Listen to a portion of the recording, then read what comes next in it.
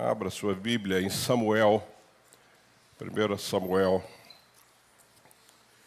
e pode deixar aí aberta no capítulo 7. 1 Samuel, nós vamos trabalhar hoje o capítulo 7 de 1 Samuel. Até aqui o Senhor nos ajudou.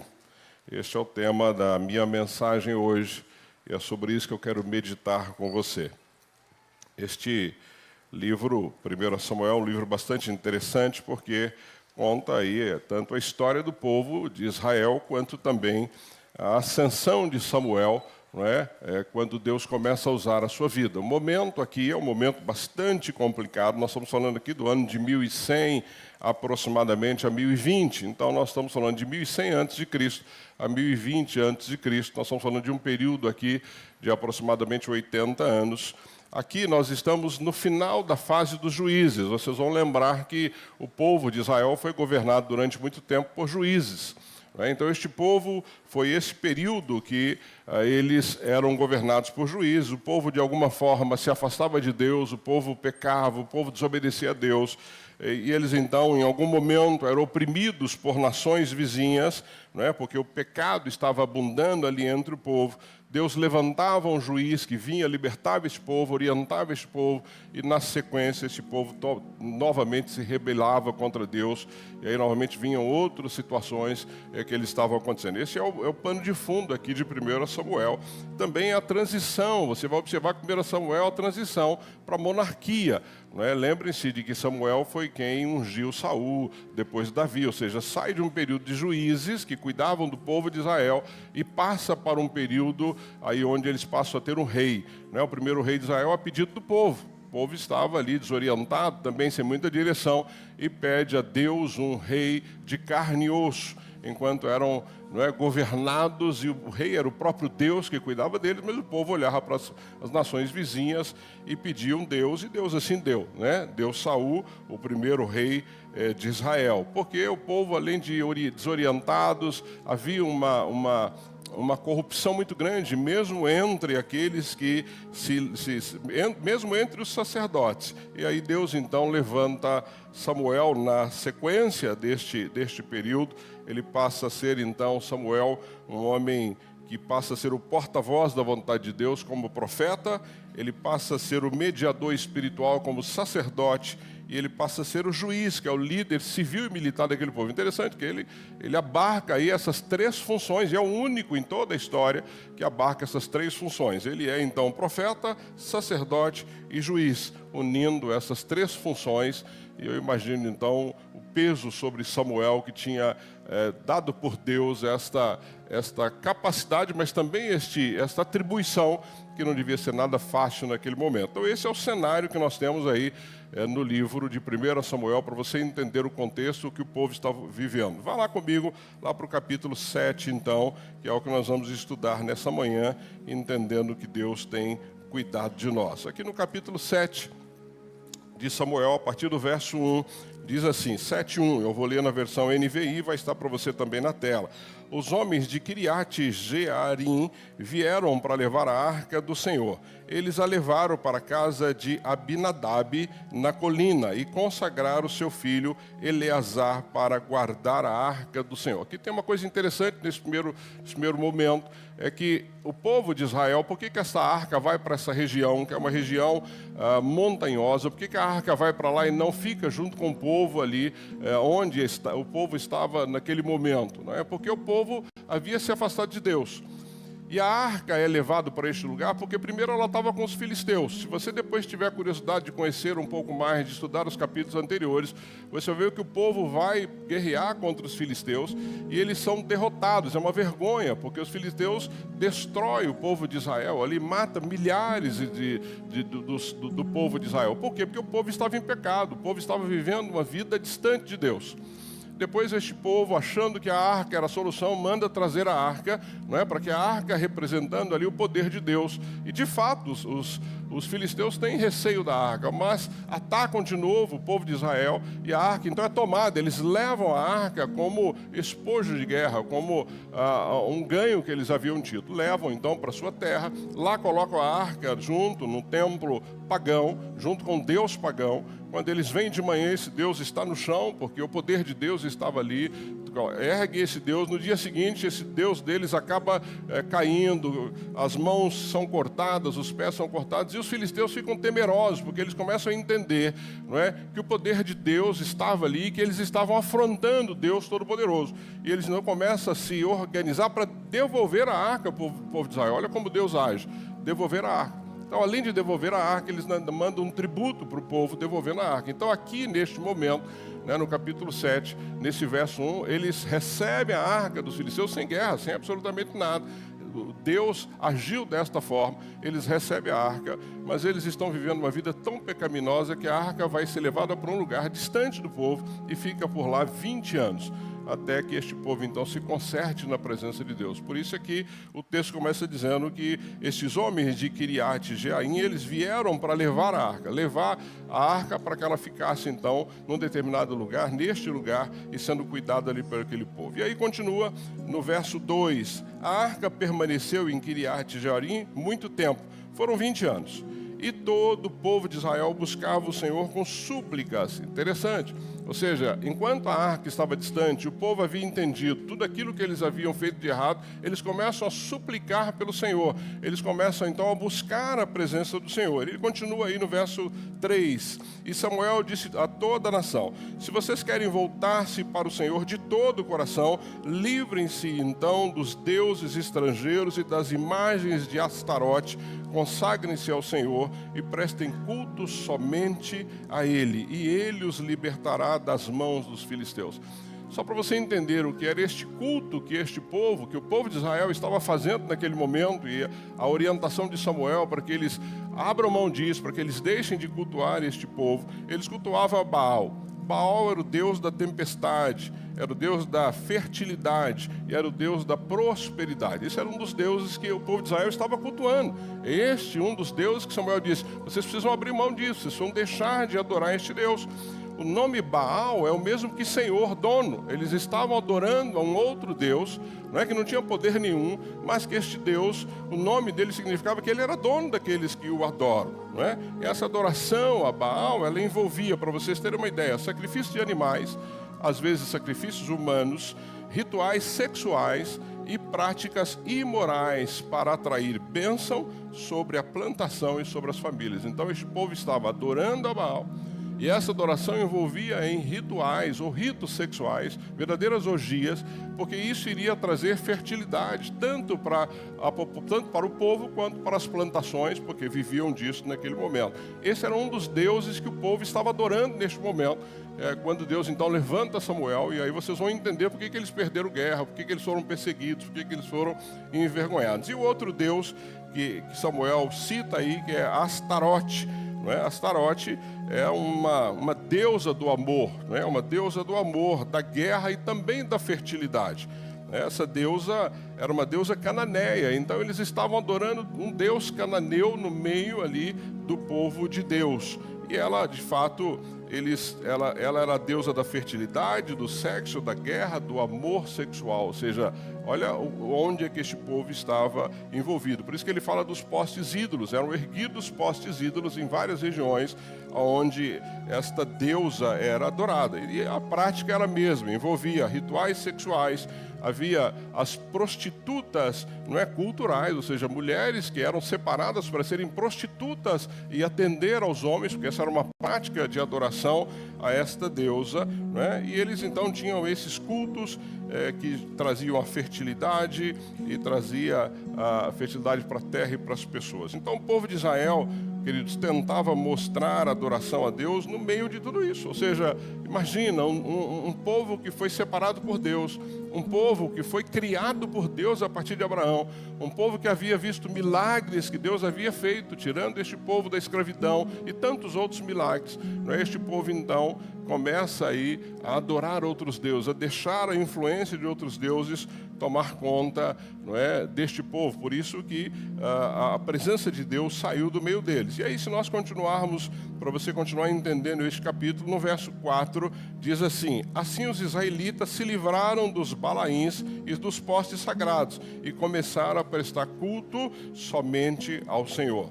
Verso 5, e Samuel prosseguiu: reúna todo Israel em Mispa, e eu intercederei ao Senhor a favor de vocês. Verso 6, quando eles se reuniram em Mispa, tiraram água e derramaram perante o Senhor. Naquele dia jejuaram e lhe disseram: temos pecado contra o Senhor. E foi em Mispa que Samuel liderou os israelitas como juiz. Interessante que a ideia de tirar água aqui, que para nós pode passar como algo simples, tirar água de algum lugar e derramar, era um ritual usado principalmente no Antigo Testamento para demonstrar que eles estavam arrependidos, para demonstrar que eles estavam de fato recomeçando uma vida. A ideia de derramar é que a água vai, ela entra pela terra e não tem mais volta, é um recomeço sem volta ao passado.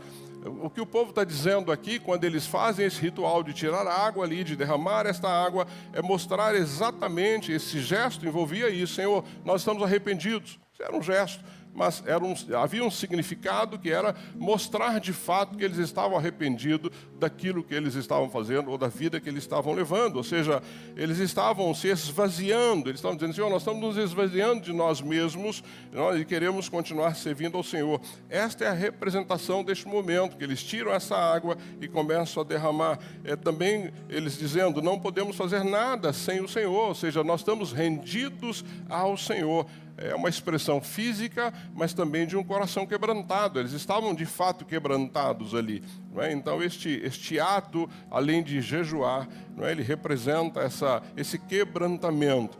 Derramar a água poderia ser representado por uma tristeza profunda que eles estavam sentindo, um esvaziamento do orgulho, achando que eles poderiam vencer qualquer inimigo externo sem a presença de Deus. Também representava essa pureza que eles estavam buscando diante de Deus. Isso era um símbolo, isso era uma representação. Se você lembrar muito bem, quando Davi fala para os seus guerreiros que ele estava com sede, eles atravessam o acampamento, buscam água para Davi. Quando trazem essa água para Davi, ele diz assim: não vou tomar, não é? Porque esta água poderia ter custado sangue. E o texto diz que Davi, segundo Samuel diz isso, que Davi derrama a água como oferta ao Senhor, demonstrando de fato que aquilo era algo muito precioso. Então mostra não o ato do que ele faz, mas o que está no seu coração. Então é isso que este povo está fazendo aqui, quando eles se reúnem em Mispa, tiraram água e derramaram perante o Senhor. Ou seja, é uma rendição total. Senhor, estamos arrependidos, pecamos contra o Senhor e queremos mudar o nosso comportamento. Então este gesto é uma confissão de pecados. Esse gesto é de fato uma confissão de arrependimento na presença do Senhor. E aí o texto vai continuar no verso 7, quando ele diz assim: quando os filisteus souberam que os israelitas estavam reunidos em Mispa, os governantes dos filisteus saíram para atacá-los. Então, a terceira vez que eles são atacados aqui. Quando os israelitas souberam disso, ficaram com medo e disseram a Samuel: não pares de clamar por nós ao Senhor, o nosso Deus, para que nos salve das mãos dos filisteus. Então Samuel pegou um cordeiro, ainda não desmamado, e ofereceu inteiro como holocausto ao Senhor, e clamou ao Senhor em favor de Israel, e o Senhor lhes respondeu. Enquanto Samuel oferecia holocausto, os filisteus se aproximaram para combater Israel. Naquele dia, porém, o Senhor trovejou com fortíssimo estrondo contra os filisteus e os colocou em pânico, e foram derrotados por Israel. Os soldados de Israel saíram de Mispa e perseguiram os filisteus até um lugar abaixo de Bet-car, matando-os pelo caminho. Verso 12, então Samuel pegou uma pedra e a ergueu entre Mispa e Sem. Mispa e Sem era exatamente o lugar onde os inimigos vinham para invadir, para guerrear contra Israel. Ou seja, esta era uma região simbólica. É por isso que ele pega esta pedra e é exatamente neste lugar, nesta geografia, então que ele faz isso. Então, verso 12, então Samuel pegou uma pedra e a ergueu entre Mispa e Sem e deu-lhe o nome de Ebenezer, dizendo: até aqui o Senhor nos ajudou. Assim, os filisteus foram dominados e não voltaram a invadir o território israelita. A mão do Senhor esteve contra os filisteus durante toda a vida de Samuel. As cidades que os filisteus haviam conquistado foram devolvidas a Israel. desde Ecrom até Gate. Israel libertou os territórios ao redor delas do poder dos filisteus e houve também paz entre Israel e os amorreus. Samuel continuou como juiz de Israel durante todos os dias de sua vida. A cada ano percorria Betel, Gilgal e Mispá, decidindo as questões de Israel em todos estes lugares. Mas sempre retornava a Ramá, onde ficava sua casa. Ali ele liderava Israel como juiz e naquele lugar construiu um altar em honra do Senhor. Então, este é o contexto aqui da história que nós estamos vendo. Esse é o contexto do que está acontecendo aqui e por que essas coisas foram feitas dessa forma. Então, é fundamental você entender isso. Você entender que aquilo que Samuel trouxe para o povo, não é, era de fato alguma coisa que o povo precisava aprender a partir daí. E por que o que eu quero nesta manhã aprender com vocês a partir deste texto tão importante do capítulo 7 de 1 Samuel? Primeira coisa que nós precisamos entender é lembrar de onde Deus nos tirou. Esse é o primeiro aspecto que eu quero que você entenda. Lembrar de onde Deus nos tirou. Se você observar aí no capítulo 7, onde nós estamos, nos versos 2, não é? Ele vai dizer exatamente isso. A arca permaneceu em Quiriate muito tempo, e foram 20 anos, e todo o povo de Israel buscava o Senhor com súplicas, ou seja, o tempo do silêncio e de lamento. Houve necessidade aqui que durante 20 anos esse povo lamentou. Durante 20 anos, este povo, sabendo da história, das derrotas que eles haviam sofrido, eles começam a lamentar, eles começam a buscar o Senhor, ou seja, a lembrar-se. Nós não podemos nunca esquecer de onde Deus nos tirou, ou seja, a arca havia sido capturada pelos filisteus, não é? Depois ela foi devolvida, mesmo devolvida, não foi imediatamente restaurada no centro de adoração onde eles estavam, ficou distante, e este povo ficou durante 20 anos ali, clamando ao Senhor, buscando o Senhor, para que houvesse de fato uma correção da parte de Deus na rota deles. Havia uma vergonha nacional. Este povo foi derrotado de uma forma assustadora. E claro que esse tipo de situação percorria aquela região. Ou seja, os outros povos sabiam que o povo de Israel não tinha mais um Deus todo-poderoso com eles ali naquele momento. Havia uma desorientação espiritual. Cada um fazia o que queria, ia para onde queria. Havia uma sensação de abandono. As pessoas se sentiam abandonadas, claro, porque haviam se distanciado de Deus. Né? A glória de Deus parecia ter se afastado. E, de fato, se afastou daquele povo naquele momento. Spurgeon diz que o primeiro passo da restauração espiritual, é lembrar da dor causada pela ausência de Deus. Interessante. O primeiro passo da restauração é você lembrar da dor causada pelo seu distanciamento de Deus. Queridos, toda vez que nós nos distanciamos de Deus, há uma dor. Ela vem de várias formas. Ela vem de um pecado que toma conta da minha vida, ela vem de uma decisão incorreta que eu tomo, ela vem de uma situação que eu possa viver longe do Senhor, ou seja, longe de Deus, nós vivemos uma vida segundo o padrão deste mundo. Então, o Spurgeon diz que é exatamente isso, ou seja, nós precisamos entender que o primeiro passo da restauração espiritual é não esquecer da dor que foi causada pelo nosso distanciamento. Ou seja, nós nos distanciamos, isso gera dor.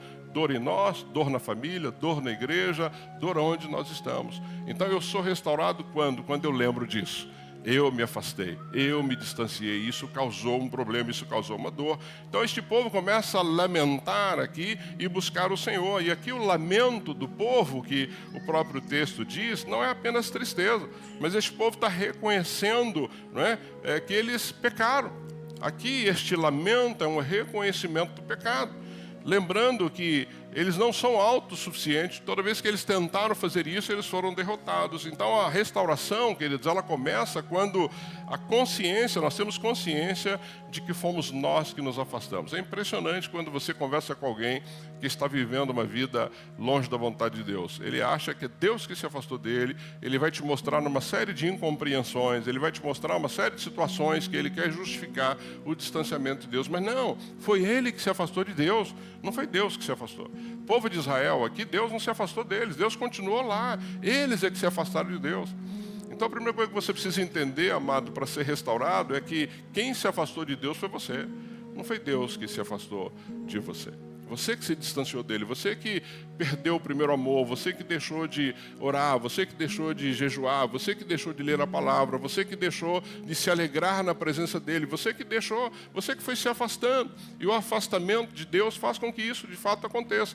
Uma dor vai vir sobre as nossas vidas. Lamentações, e nós falamos de lamentações na mensagem anterior, 3, 19 e 20, diz assim: lembro-me da minha aflição. A minha alma se desfalece. Todavia, lembra a semana passada? Todavia, foi o que eu ensinei para a igreja. Todavia, lembro-me também do que me pode dar esperança. Lembro-me de que é Ele que pode dar esperança. Efésios, no capítulo 2, versos 11 e 13, diz assim: portanto, lembrem-se de que anteriormente vocês estavam separados de Cristo, mas agora em Cristo Jesus, vocês foram aproximados. Cristo nos aproximou de Deus. Então você não pode se esquecer disso nunca. Lembrar disso é uma disciplina espiritual. Lembrar disso vai fazer com que você não se distancie, não se afaste. Deuteronômio sempre lembra o povo de que eles foram escravos no Egito, e o povo constantemente queria voltar a ser escravo no Egito.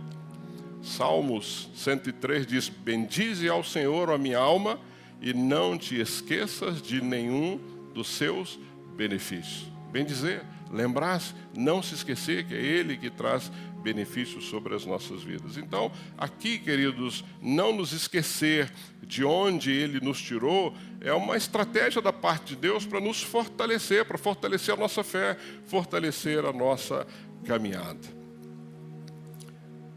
O Senhor não quer que nós nos esqueçamos de onde viemos. Eu já disse isso aqui. O Senhor poderia apagar da nossa mente o nosso passado, e muitos daqui não se orgulham do seu passado. Muitos de nós não se orgulham do que nós vivemos no passado. Pelo contrário, muitos de nós têm vergonha da forma que vivíamos antes de ter um encontro pessoal com Jesus. Mas Ele não apaga da nossa mente, apesar de ter poder para isso, é para que nós nunca nos esqueçamos de onde Ele nos tirou e de onde Ele nos colocou.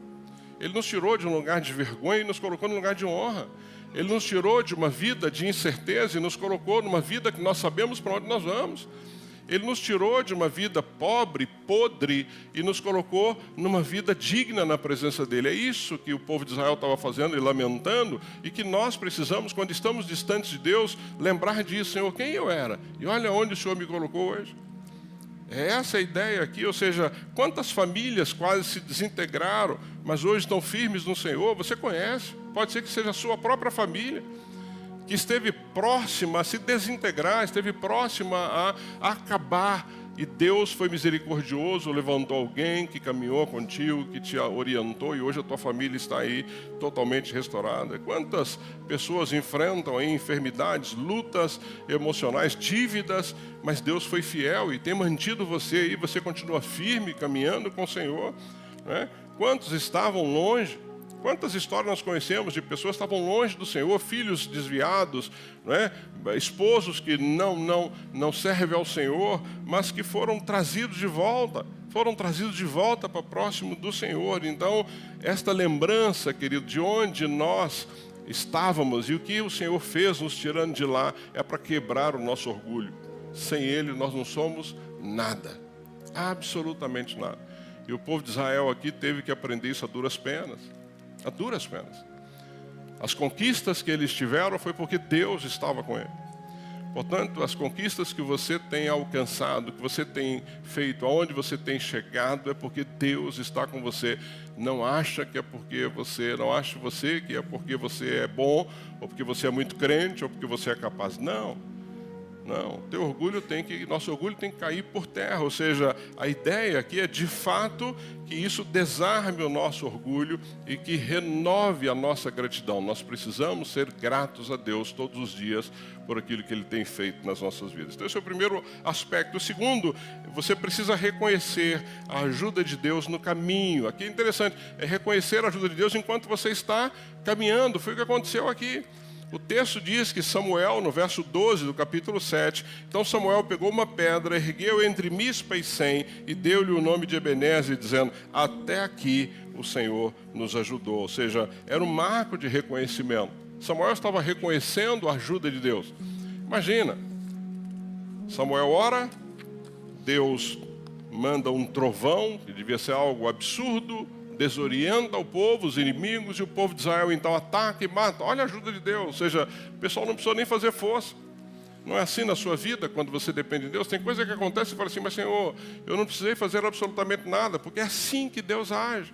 Não é na força do teu braço, não é na sua capacidade. Então, este símbolo visível, né, que era esta pedra, ele mostra que ele mostrava que o Senhor esteve conosco em todo o caminho. É isso que Samuel está fazendo. Foi um símbolo que ele colocou ali, mostrando exatamente isso. Ou seja, escolhendo este lugar, que era o lugar onde os inimigos avançavam, onde os inimigos, de alguma forma, atacavam o povo de Israel. Então, reconhecer que o Senhor tem te ajudado no caminho é um antídoto, é uma vacina contra o seu orgulho, para você não ficar aí orgulhoso, orgulhosa, ou atribuindo as vitórias à sua própria força. Isso é do ser humano, querido.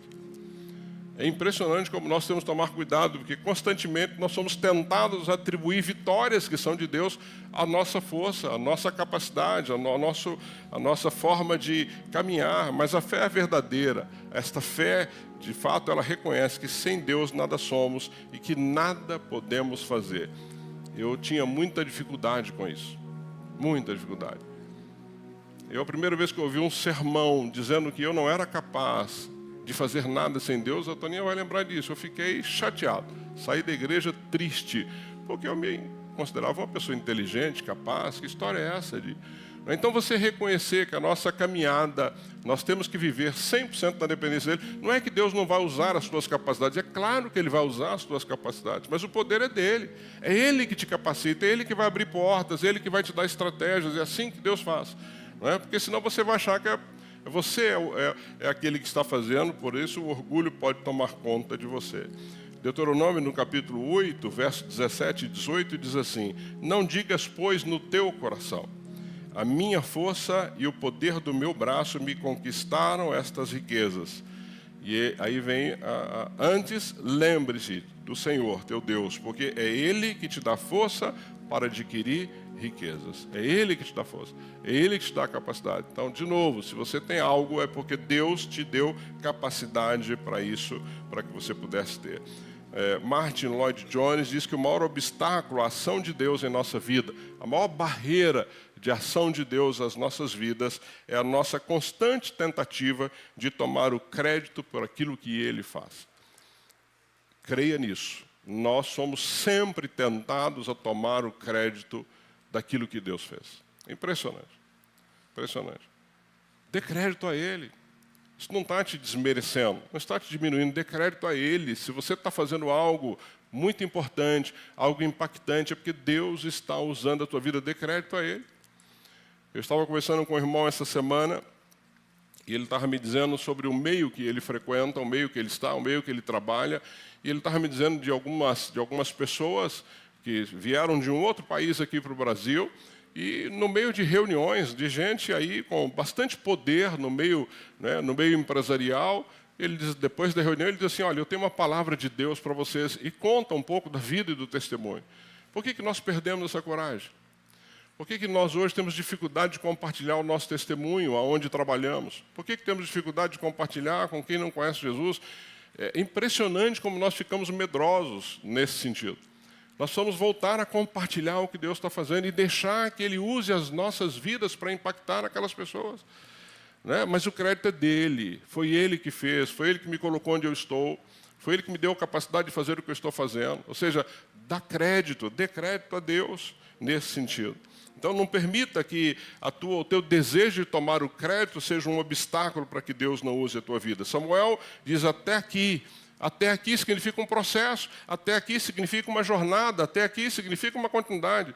Samuel não colocou um ponto final, ele diz, olha, até aqui o Senhor nos ajudou, significa que o Senhor vai continuar nos ajudando. Se Deus te ajudou até aqui, Ele vai continuar te ajudando a cada dia, cada livramento, cada passo. Tudo isso é fruto da ação constante de Deus. Deus tem trabalhado na tua vida e Ele vai continuar trabalhando enquanto você der crédito a Ele. Enquanto você não achar que é você que é o bom e tomar isso para si. Ele vai continuar te ajudando. Se você chegou até aqui, se nós chegamos até aqui, queridos, é porque Deus tem te guiado, Ele tem te sustentado, Ele tem te fortalecido, Ele tem te protegido no seu dia a dia. Ou seja, até aqui o Senhor me ajudou e Ele vai continuar me ajudando. Ele vai continuar me ajudando. Quantos de nós não têm agradecido a Deus, não é? Quantos de nós não têm mostrado ou reconhecido essa ação de Deus? Talvez esta mensagem de hoje faça com que você erga aí a sua pedra espiritual, faça com que você coloque uma marca na tua vida e que você vai dizer, olha, aqui foi o ponto em que Deus me livrou de tal coisa, ou aqui foi o dia que Deus me consolou numa dificuldade que eu estava, ou aqui foi o ano que eu pensei que não ia aguentar, mas Ele me ajudou. Você precisa ter isso na tua vida. Você precisa ter isso. Betesda, até aqui o Senhor nos ajudou e tem nos ajudado. Que história linda nós temos. E Ele vai continuar nos ajudando desde que o crédito seja dEle. Desde que você não queira sair na foto, né? Desde que você não queira que o teu nome esteja lá em primeiro lugar. Não, é Cristo, é Ele que tem feito, a igreja é dEle, Ele que tem nos conduzido. Terceiro tópico, para que você possa aprender comigo através deste texto nessa manhã, é preciso renovar a aliança com o Senhor. Foi o que Samuel fez aí nos versos de 3 a 6 do capítulo 7. Eu vou ler só o 3 para você, porque eu já li todo o texto, você pode ler na sua casa. E Samuel diz para eles assim, se vocês querem voltar-se para o Senhor de todo o coração, livrem-se dos deuses estrangeiros. Quer voltar-se para o Senhor de todo o coração? Entregue o seu coração a Ele. Consagre-se ao Senhor e sirvam somente a Ele. E aí ele diz, e Ele os libertará das mãos dos filisteus. Tem uma condicional, querido. Você não pode esperar que Deus te abençoe se você está vivendo uma vida toda torta. Você não pode esperar a bênção de Deus sobre a tua vida se você não é obediente a Ele. Você não pode esperar a bênção de Deus sobre a tua vida se é você que está fazendo e não Ele. Ou se Ele está te dando capacidade de fazer e você está tomando crédito para você. Então, quando Samuel diz para eles assim, olha, não basta lamentar, você precisa agir no presente. Não basta você lembrar de onde você veio, mas você precisa agir no presente. Deus está disposto a ajudar, é isso que Ele está dizendo, mas Ele exige exclusividade. O nosso Deus exige de nós exclusividade. Não tente servir a Deus servindo a outros deuses. Não vai dar certo. Ele não vai aceitar a sua adoração. Sirva somente a Ele. Essa é uma renovação dessa aliança. E o que o povo fez ali quando Samuel disse isso ao povo? O povo remove ídolos, o povo jejua, o povo confessa pecados e o povo reafirma publicamente a sua submissão ao Senhor. Pecamos contra o Senhor, disseram. Pecamos contra o Senhor. Renovar a aliança com Ele. Isso marca um verdadeiro arrependimento e não apenas remorso, querido. Então, se você está vivendo uma vida distante do Senhor, se você não reconhecer o seu pecado e confessar o seu pecado, não tem aliança com o Senhor. Não tem. Você vai continuar vivendo uma vida cristã medíocre. Você vai continuar vivendo uma vida cristã pobre. Deus não tem como usar a tua vida se você não estiver vivendo uma vida de santidade, servindo exclusivamente a Ele e não a outros deuses. Lembra Josué lá no capítulo 24, que ele diz, olha, agora temam ao Senhor e sirvam-no com integridade, escolham hoje a quem irão servir, mas eu e a minha casa serviremos a quem? Ao Senhor. Você escolha a quem você vai servir. Mas eu e a minha casa serviremos ao Senhor. Exclusividade. Romanos 12:1 diz que ofereçam seus corpos como o quê? Sacrifício vivo, santo e agradável a Deus. Exclusividade. Não ofereçam seus corpos a qualquer coisa. Não, a Deus. A Deus, a Ele, com exclusividade. Ou seja, Ele exige de nós exclusividade. Quando olhamos para o texto, querido, fica claro que Deus honra um coração que se volta a Ele. Deus honra. Deus é bom. Ele é misericordioso. Se o teu coração é dEle, se tem exclusividade no seu coração, Deus vai honrar o seu coração. Não é te dando coisas, não. A gente pensa que Deus vai honrar quando Ele te dá um monte de coisa que você acha que precisa. Não. Ele vai te honrar usando a tua vida. Ele vai te honrar quando você abrir a sua boca, você vai abençoar as pessoas. Ele vai te honrar quando você contar o teu testemunho, pessoas vão querer conhecê-lo. Isso é que Ele vai te honrar. Se Ele vai te dar uma coisa ou outra, é cafuné de Deus, é porque Ele é bom, né? Se Ele vai te deixar ter uma coisa ou outra, é porque Ele é bom. Mas não é essa. Não é, a ideia de honra de Deus para conosco é usar as nossas vidas para que o nome dEle seja glorificado, para que o nome dEle seja exaltado. Não é? Senão, se nós olharmos para o passado, para os pais da igreja, olharmos para os heróis da fé, não tiveram nada. Humanamente falando, esses homens não tiveram nada. Mas estão aí na história, nós estamos falando sobre eles nos dias de hoje. Quantos tiveram muitas coisas e fortunas e ninguém mais sabe quem é, só serviu para briga, serviu para confusão familiar. Então, Deus honra um coração que se volta para Ele. Quando o povo, então, renova a aliança, se arrepende, Deus responde sobre a vida deles. Ou seja, o arrependimento antecede o livramento. O arrependimento antecede o livramento. Sem arrependimento não há livramento da parte de Deus. A W. Tozer diz que Deus nunca rejeita um coração quebrantado. Olha que interessante, Deus nunca rejeita um coração quebrantado, mas Ele nunca se deixa enganar por palavras vazias. Portanto, se você está só falando, mas teu coração não está quebrantado, não vai passar do teto, não vai passar do teto. A renovação da aliança aqui do povo não foi só de um indivíduo, mas foi coletiva, e nós sabemos disso. Samuel convoca todo o povo para se reunir em Mispa. Ali eles clamaram juntos, jejuaram juntos, se comprometeram como comunidade. Portanto, nós, enquanto igreja, precisamos entender isso. Há uma necessidade, se estamos vivendo uma vida distante do Senhor, de uma aliança, que é um movimento comunitário, como igreja, como família, como ministério. Precisamos dizer juntos, a partir de hoje serviremos somente ao Senhor. Às vezes você precisa de uma renovação na sua família. Você precisa se juntar aí, você, teu esposo, teus filhos, e falar assim, vamos refazer a nossa aliança com Deus, porque estamos vivendo longe dEle. E aí Deus vai começar a abençoar, a usar a tua família, vai começar a prosperar a tua família, não é? Vai começar a cuidar de você, ou seja, a partir de hoje serviremos somente ao Senhor e a ninguém mais. A nenhum outro Deus vai tomar o nosso coração. Quantas vezes nós somos ajudados, queridos, mas nós não mudamos nada na nossa vida? Quantas vezes Deus age através de pessoas para nos abençoar e nós não mudamos nada na nossa vida continua sendo da mesma forma. Continuamos com os mesmos hábitos, continuamos com as mesmas distrações, continuamos com os nossos ídolos modernos, não é? Hoje tem ídolos aí, não são postes ídolos mais, mas você quer um ídolo moderno hoje, por exemplo, a tua carreira. Tem gente que a carreira é prioridade, não Deus. Ama mais a carreira do que qualquer outra coisa. Nós entendemos, e eu entendo, que para você ter uma carreira há necessidade de um esforço. Claro que há necessidade. Você estuda, faz uma faculdade, tudo isso, mas não pode tomar o lugar de Deus. Cuidado para que a sua carreira não seja uma idolatria, um ídolo na sua vida e você não percebeu o dinheiro. Tem gente que vive hoje em função da grana. Se tem dinheiro, está feliz. Não tem dinheiro, está triste. Se tem dinheiro, está, nossa, uma alegria. Acabou o dinheiro, a tristeza vem total. Ou seja, meu ídolo é o dinheiro. Não é? Meu ídolo é o dinheiro. E cuidado, porque o Senhor deu nome a isso. Chamou de um Deus. Chamou de um Deus. Às vezes o teu ídolo é a aparência. Aparência. A gente vê pessoas aí hoje fazendo do seu corpo algo que assusta. Estamos vendo gente morrendo aí com 30 e poucos anos porque vai fazer uma cirurgia que não tinha necessidade nenhuma e morre numa maca, às vezes num consultório, que não estava nem preparado para aquilo, mas o ídolo é a aparência. O entretenimento, ou seja, quer se divertir o tempo todo, ou seja, e são ídolos modernos. E aí nós precisamos dizer, se o Senhor nos ajudou até aqui, então eu vou me comprometer a continuar servindo o Senhor de todo o coração. O Senhor nos trouxe até aqui, queridos.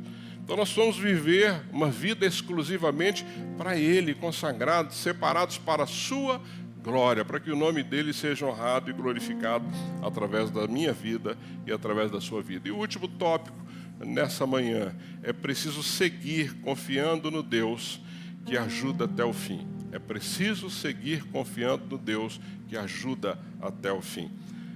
1 Samuel, aí no capítulo 7, nos versos 13 e 14, eu vou ler o 13, depois você pode ler o 14 depois, diz assim: os filisteus foram subjugados e não invadiram mais o território de Israel. A mão do Senhor esteve contra os filisteus durante toda a vida de Samuel. Continuou ajudando aquele povo, continuou ajudando até o fim. Então, Ebenezer aqui é o marco do passado, mas também um impulso para o futuro. Ou seja, até aqui o Senhor nos ajudou, significa que Ele vai continuar nos ajudando. Samuel diz que até aqui ele nos ajudou, a continuidade, mas ele vai continuar nos ajudando daqui para frente. E aí quando você olha Deus agindo, os filisteus não voltaram a atacar, Israel recuperou todo o território perdido daquela região, houve paz, inclusive com os amorreus, é o que diz no verso 14, ou seja, o reconhecimento do passado alimenta a confiança no futuro. Reconhecer o que Deus fez, ou o que Deus vem fazendo sobre a minha vida, vai alimentar o que eu faço daqui para frente. Ou seja, Ele vai continuar me ajudando. Então entenda que a fidelidade de Deus, ela não é eventual. Ela não aconteceu ali naquele momento, ela não aconteceu na tua vida só por causa de uma situação que você estava vivendo. Ela é permanente, ela vai continuar na tua vida, ela vai continuar como continuou na presença do Senhor. Não é uma ajuda esporádica ou ocasional, é uma presença contínua. Deus é presença contínua na sua vida. Lamentações diz que as misericórdias do Senhor são a causa de não sermos consumidos. Elas se renovam a cada manhã. Essas são as misericórdias dele. Filipenses 1:6 diz que aquele que começou a boa obra em vocês há de completá-la até o dia de Cristo Jesus. Aquele que começou a boa obra, aquele que te resgatou, aquele que te tirou de uma vida totalmente sem sentido. Então, passar por lutas, sofrimentos, perdas e ainda dizer: Deus é fiel, Ele me ajudou e Ele continuará me ajudando. É isso que eu tenho pregado aqui nos últimos domingos. Ele continua cuidando de você apesar das lutas que você está passando. Até aqui nos ajudou o Senhor.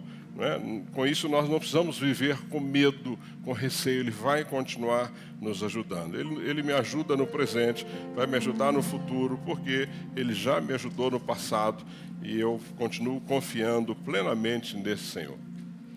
Deus não nos traz, querido. Deus não te trouxe até aqui para Ele te abandonar. Ele não te trouxe até aqui para dizer: olha, Fábio, daqui para frente é contigo, toca a sua vida. Não, não. Ele continua sendo presente e vai continuar sendo presente. Ele não erra o caminho, Ele não muda de ideia. Ele começou, Ele sustentou e Ele vai completar o que Ele começou na sua vida. Creia nisso. Creia nisso. Ele vai completar o que Ele começou na sua vida. Talvez seja o momento de você erguer aí um Ebenezer, o seu Ebenezer. Nós começamos há 2 semanas, talvez você não tenha percebido, mas começamos aqui uma jornada. Há 2 semanas atrás eu preguei um sermão que era uma pergunta: por que eu, Senhor? Por que eu, Senhor?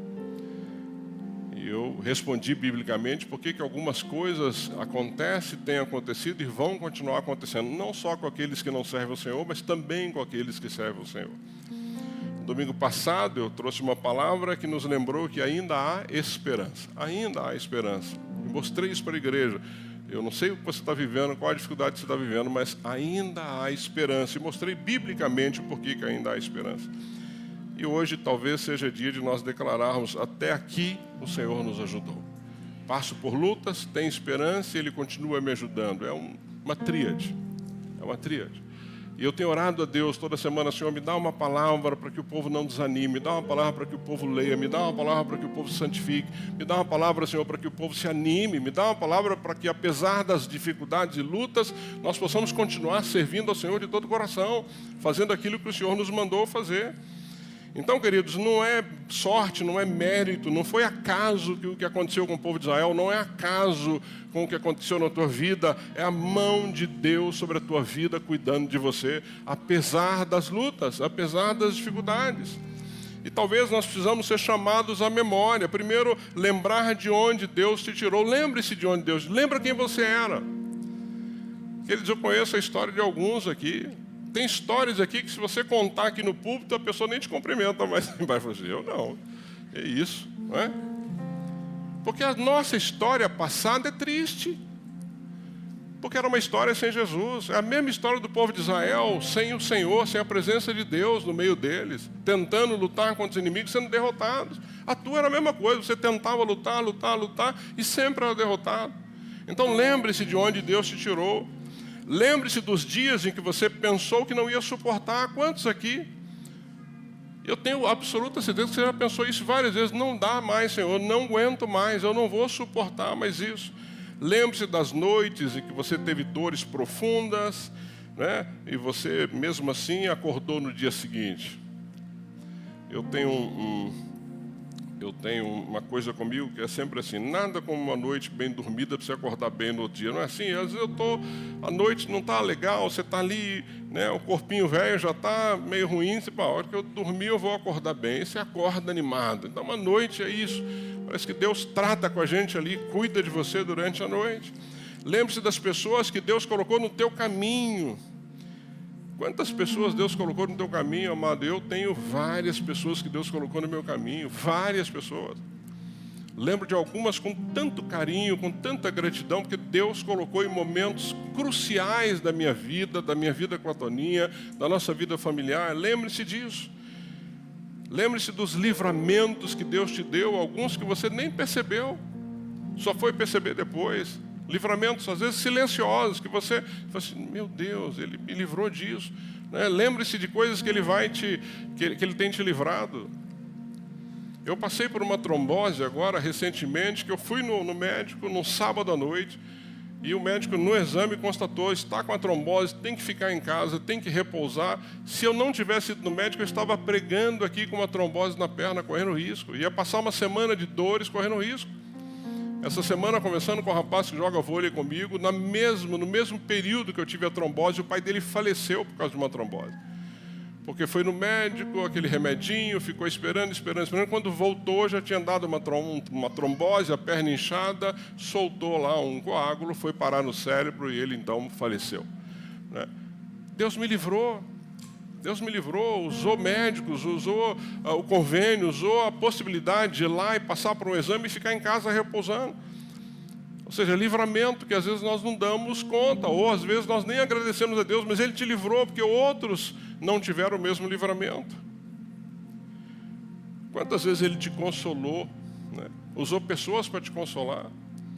Não é consolo só quando você perde alguém, não, é consolo mesmo. Você precisa de consolo na vida. Alguém me fala assim, olha, meu irmão, minha irmã, continua firme, vai passar. Este é um momento difícil, mas vai passar. Quantas vezes alguém te consolou nesse sentido? Então, se você está aqui hoje, se você está assistindo esse culto pela internet, é porque o Senhor tem te sustentado. Ele te sustentou e Ele vai continuar te sustentando. Renove isso no teu coração, não deixe essas coisas te abalar. Deus não nos ajuda para voltarmos aos ídolos. O povo, quando se arrependeu, pediu perdão a Deus, não foi para voltar a adorar Baal ou Astarote. Não, Deus cuidou do povo, Deus ajudou o povo, não para que eles voltassem aos ídolos. Ele não nos restaura para nós vivermos uma fé superficial. Não queira viver uma fé superficial. Tenho dito isso aqui do templo, do púlpito o tempo todo. Não queira viver uma vida cristã medíocre. Deus tem muito mais para você. Deus tem muito mais para você. Ele não tirou da vida que você estava vivendo para você viver essa vida hoje. Está tudo bem, mas não está. Não, amado. Ele quer que você viva uma fé verdadeira, uma fé que te leva a ter atos, ações que demonstrem isso. De novo, não é porque todas as coisas vão melhorar na tua vida, não. É porque você sabe para onde você está indo, apesar da luta. Foi para isso que Ele te tirou. Então, o nosso chamado, não é? Nosso chamado hoje é para nós abandonarmos os altares antigos e servir somente o Senhor. Precisamos erguer um marco espiritual, né, na nossa casa, no casamento, no nosso ministério. Lembre-se, Ele te ajudou até aqui, Ele vai continuar te ajudando até o fim. Até o fim, Ele vai continuar te ajudando. O mesmo Deus, queridos, que enviou o trovão lá em Mispa, é o mesmo Deus. Ele ainda reina sobre os céus e terra. É o mesmo Deus que está aqui no nosso meio. É o mesmo Deus que você, ao cantar louvores, você ficou, não é, sentindo a presença dele. É o mesmo Deus que a irmã teve uma visão aqui desta igreja hoje. É o mesmo Deus que livrou o povo lá em Mispa. É o mesmo Deus que está aqui hoje no nosso meio. E Ele vai continuar cuidando de nós. Ele vai continuar cuidando. E eu separei algumas aplicações práticas para você, para ser bem didático. Erga hoje um Ebenezer. Você fala, pastor, mas o que é isso, erguer um Ebenezer? Eu te desafio a erguer, de fato, algo simbólico. Não é idolatria. Nós não cremos nisso. Nós cremos num Deus que é todo-poderoso. Não é colocar um objeto na tua casa e adorar esse objeto. Não, mas se você quiser, faz um marco. Pega um caderno. Que tal você escrever no caderno todas as suas orações, depois você vai ver a resposta de Deus? Que tal você ter na sua casa um cantinho com post-it que você possa colocar lá para lembrar, olha, aqui Deus cuidou de mim, aqui Deus fez tal coisa. Lembra o povo de Israel quando atravessa o Jordão, as pedras para lembrar as crianças no futuro de que ali Deus tinha abençoado o povo. Ou seja, faça um marco na tua vida. Não vai falar para mim depois, assim, eu coloquei lá um cantinho, ajoelho e ficou rezando lá para... Não, não é isso não, querido. Não é isso que eu estou te ensinando, não. Mas você pode fazer um marco. Pode fazer. Eu lembro um casal que eu e a Toninha ajudamos uma vez, e eles, na casa deles, eles tinham um quartinho lá, que era um quartinho de jogos, um quarto que eles usavam, uma casa muito grande. E nós falamos exatamente sobre você ter um lugar onde você possa ter ali o seu marco. E nós chegamos lá um dia, eles tinham arrumado o quartinho, eles tinham mandado fazer uma cruz, colocaram uma cruz, era o lugar de oração deles, ali onde eles oravam a Deus. Não é porque aquele lugar é santo e diferente, não, é para exatamente mostrar isso, é um marco para você. Então, se você quiser na tua casa ter lá uma pedra, põe lá uma pedra. Se você quiser ter lá algo que você vai anotando, mas é necessário nós termos um marco, erguer o nosso Ebenezer, para nós não nos esquecermos que até aqui o Senhor nos ajudou, e nós nos esquecemos facilmente dessas coisas. Se você tivesse anotado tudo que Deus fez na tua vida até hoje, você fala assim, meu Jesus amado, mas como Deus já me abençoou. E é isso, é porque nós nos esquecemos, então erga. Então eu coloquei para você aí na tela, você pode fazer isso, na sua oração pessoal, confesse sua gratidão a Deus, todos os dias. Todos os dias. Queridos, eu acordo, eu sou grato a Deus todos os dias. Porque Ele está me dando mais um dia para poder viver, mais um dia para poder servi-lo, mais um dia para estar junto com a nossa comunidade de fé. Segundo, em sua casa, compartilhe com a sua família como Deus tem te ajudado. Abençoe a sua família. Compartilhe como Deus tem te ajudado, como Ele tem cuidado de você na comunidade, ou seja, na igreja, onde você está, no seu trabalho. Declare publicamente, foi Deus que me trouxe até aqui, é Ele que tem me ajudado, Ele que tem me sustentado.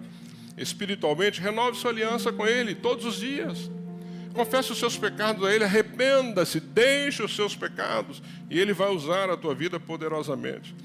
E aí eu coloquei para você uma citação de Charles Spurgeon que diz assim: não há crente que, olhando para trás, não veja o rastro da bondade de Deus, e olhando para frente, não enxergue o caminho da fidelidade do Senhor que ainda o espere.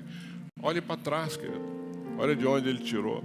Olha para o presente, o que Ele tem cuidado de você. Isso te dá uma perspectiva do futuro, do que Ele pode fazer usando a tua vida de uma forma poderosa. Essa é a ideia. Até aqui nos ajudou o Senhor. Ou até aqui o Senhor nos ajudou e Ele vai continuar te ajudando. Não para que você se envaideça, não para que você se orgulhe, mas para que o nome dEle seja honrado, exaltado e glorificado através da sua vida. Amém? Abaixa a sua cabeça, eu quero orar contigo.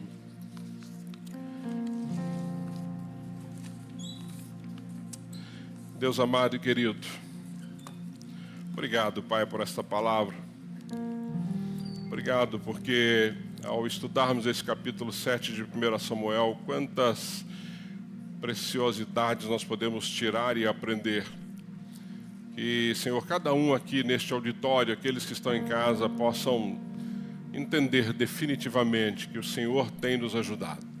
O Senhor tem cuidado de nós. O Senhor nos tirou de uma vida num passado sem graça, sem propósito, uma vida no meio da podridão, como estava o povo de Israel, e nos trouxe, Deus, a partir do nosso arrependimento, a partir da nossa confissão de pecados, para uma vida clara, limpa, com perspectiva, com esperança futura.